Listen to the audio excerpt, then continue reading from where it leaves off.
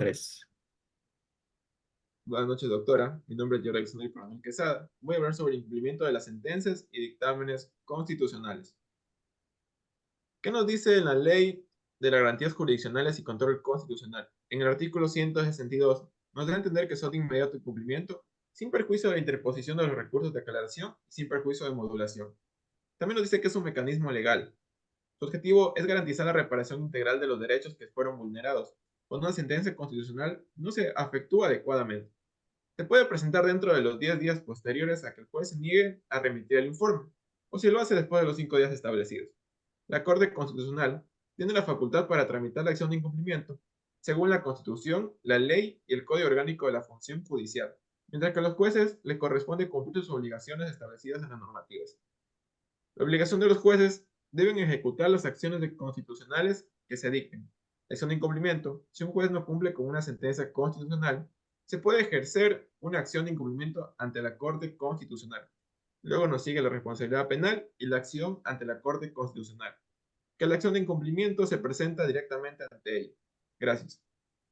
Buenas noches, doctora. Mi nombre es Ruth Orqueda y voy a hablar sobre el proceso asociado al incumplimiento, impacto en la estructura legal y política. Dentro de la revisión y relación del incumplimiento, la Constitución de la República del Ecuador incorpora parcialmente como instancias controladoras a la Corte Nacional de Justicia y a la Corte Constitucional. En el primero nos menciona la competencia constitucional y se entiende aquellos casos de indiscutiblemente que se comentan infracciones en las normas judiciales. El impacto en la estructura jurídica en el Ecuador se enfoca en transformar los derechos en base a las conductas y actitudes de las personas, más aún en aquellas que tienen como tarea elaborar normas, controlar y sancionar por su incumplimiento.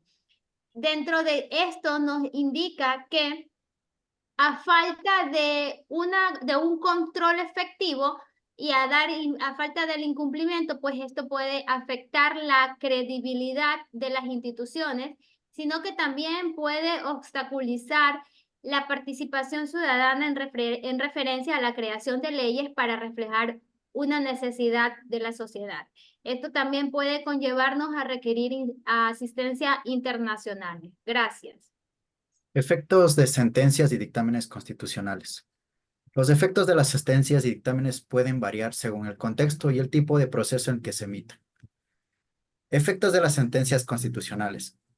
Las sentencias emitidas por el Tribunal Constitucional pueden tener diferentes consecuencias según el proceso en el que se produzcan. Los efectos típicos de estas sentencias se dividen en 4 categorías. Efectos en el tiempo, efectos personales, efectos procesales y efectos de cosa juzgada. Efectos en el tiempo. Las sentencias suelen producirse efectos pro futuro, es decir, que a partir del siguiente día de su publicación deben ser procesados. Efectos personales. Las sentencias pueden ser reconocer las lesiones del derecho o titularidad de competencias entre entidades de conflicto. Efectos procesales. Las sentencias pueden restablecer derechos o declarar la inconstitucional de una forma. Y efectos de cosa juzgada. Quiere decir que cuando un tribunal declara que un juicio ha quedado definitivamente resuelto, este ya impide de tal manera que se puede interponer nuevamente una demanda o recurso sobre el mismo. Efectos de los dictámenes constitucionales. Los dictámenes constitucionales son opciones emitidas por órganos consultivos como la Corte Constitucional del Ecuador. Estos dictámenes no tienen fuerza vinculante, pero suelen considerarse como guías interpretativas para la aplicación de la Constitución y las leyes.